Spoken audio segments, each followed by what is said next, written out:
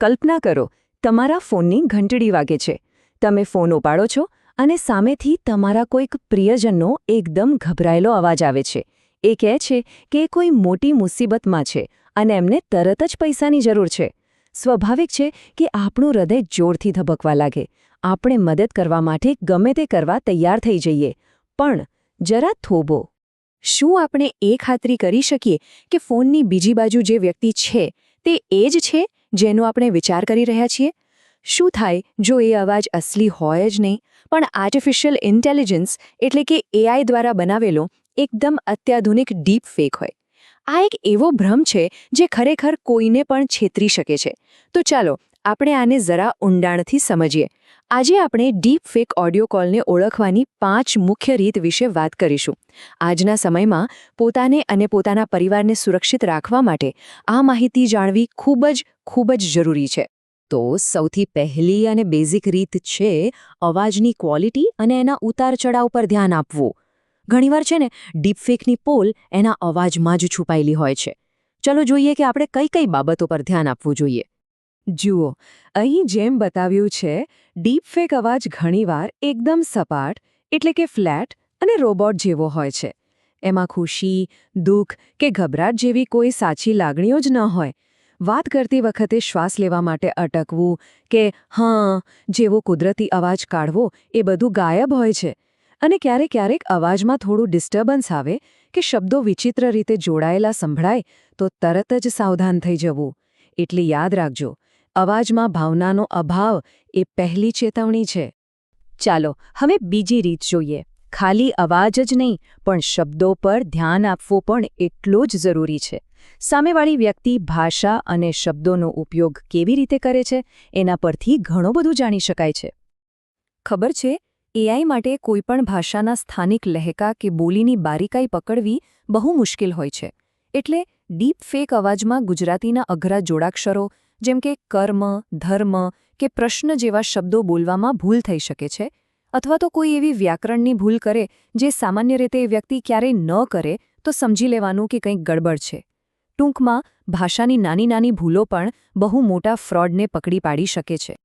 હવે ત્રીજો પોઈન્ટ, આ પણ બહુ રસપ્રદ છે. કોલ દરમિયાન પાછળથી કેવો અવાજ આવી રહ્યો છે અથવા તો નથી આવી રહ્યો. આ નાનકડી વિગત પણ મોટો સંકેત આપી શકે છે. ઘણીવાર જે નથી સંભળાતું તે જ સૌથી મોટો પુરાવો હોય છે. જરા વિચારો, કોઈ કહે કે બજારમાં ફસાયું છે, પણ પાછળથી ટ્રાફિકનો કે લોકોનો કોઈ જ અવાજ ન આવતો હોય અને એકદમ સ્ટુડિયો જેવી શાંતિ હોય. આ બહુ જ શંકાસ્પદ વાત કહેવાય, ખરું ને? ડીપફેક ઓડિયો મોટાભાગે શાંત વાતાવરણમાં બનાવવામાં આવે છે, એટલે બેકગ્રાઉન્ડ અવાજનો સંપૂર્ણ અભાવ એક મોટી નિશાની હોઈ શકે છે. તેથી હંમેશા એ જોવો કે શું આસપાસનો અવાજ પરિસ્થિતિ સાથે મેળ ખાય છે. હવે આવે છે ચોથો અને બહુ જ ક્રિટિકલ પોઈન્ટ, વાતચીતનો સંદર્ભ સમજવો. ફોન શા માટે આવ્યો છે અને સામેવાળી વ્યક્તિ શું માંગી રહી છે એમાંથી ઘણા બધા રેડ ફ્લેગ્સ એટલે કે જોખમના સંકેતો મળી શકે છે. આનું કારણ શું છે? કારણ કે સ્કેમર્સ ડીપફેકનો ઉપયોગ કરીને એકદમ ઇમરજન્સીનો માહોલ બનાવે છે. હું મુસીબતમાં છું, તાત્કાલિક પૈસા મોકલો જેવી માંગણીઓ કરીને એ લોકો વિચારવાનો સમય જ નથી આપતા. એ લોકો ગભરાટ ઊભો કરીને કોઈને પણ ખોટો નિર્ણય લેવા માટે મજબૂર કરી શકે છે.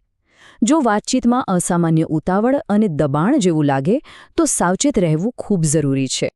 તો આનાથી બચવા શું કરવું? એકદમ સિમ્પલ ઉપાય છે.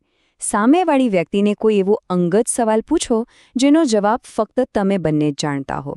જેમ કે, અરે આપણે છેલ્લે ક્યાં મળ્યા હતા? અથવા આપણે છેલ્લે ક્યાં જમ્યા હતા?